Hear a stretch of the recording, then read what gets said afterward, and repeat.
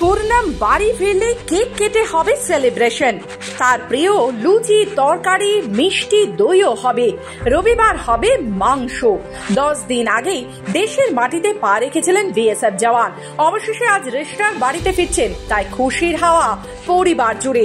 গত 22 এপ্রিল কাশ্মীরের পেহেলগাঁও বৈশরণ ভ্যালিতে জঙ্গিদের গণহত্যার শিকার হয়েছিলেন 26 জন পর্যটক। ঠিক তারপর পাঞ্জাবের ফিরোজপুরে ভারত পাক সীমান্তে ডিউটি করার সময় অসাবধানতাবশত পাক ভূখণ্ডে ঢুকে পড়ে 24 নম্বর ব্যাটালিয়নের বিএসএফ কনস্টেবল পূর্ণাম কুমার সাউ। গাছের তলায় বিশ্রাম নেওয়ার সময় পাক রেঞ্জার্সের হাতে বন্দী হন। ভারতের বিএসএফ এবং পাকিস্তান রেঞ্জার্সের মধ্যে শুরু হয় ফ্ল্যাগ মিটিং। তাকে মুক্ত করার বিষয়ে নানানভাবে উদ্যোগ নেওয়া হয়। বিএসএফ এর পক্ষ থেকে পূর্ণামের পরিবারকে আশ্বস্ত করা হয় যে কোনো মূল্যে তাকে দেশে ফেরানো হবে।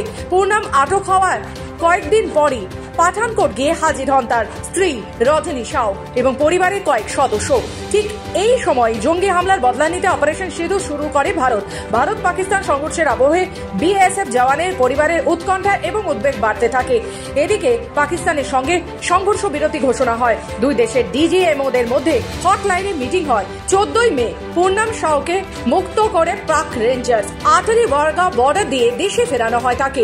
যদিও পূর্ণামকে সঙ্গে সঙ্গে বাড়িতে ফেরত পাঠানো হয়নি, কিছু স্বাস্থ্য পরীক্ষাও করা হয়। অবশেষে 1 মাস পর আজ রেশনার বাড়িতে ফিরছেন বিএসএফ জওয়ান পূর্ণাম কুমার সাউ। বাড়ি ফিরছে পূর্ণাম, কেমন লাগছে?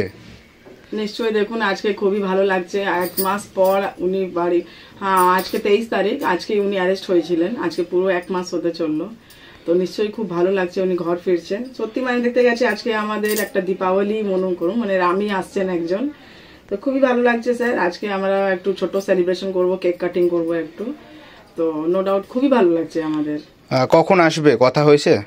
না, ফোন তো উনি করতে পারে, যেহেতু ওনার কাছে ফোন নেই, কন্ট্যাক্টই হতে পারছে না, কত মানে কোথাও অবধি পৌঁছেছেন বা কখন ঢুকবেন এটা তো জানাই যাচ্ছে না।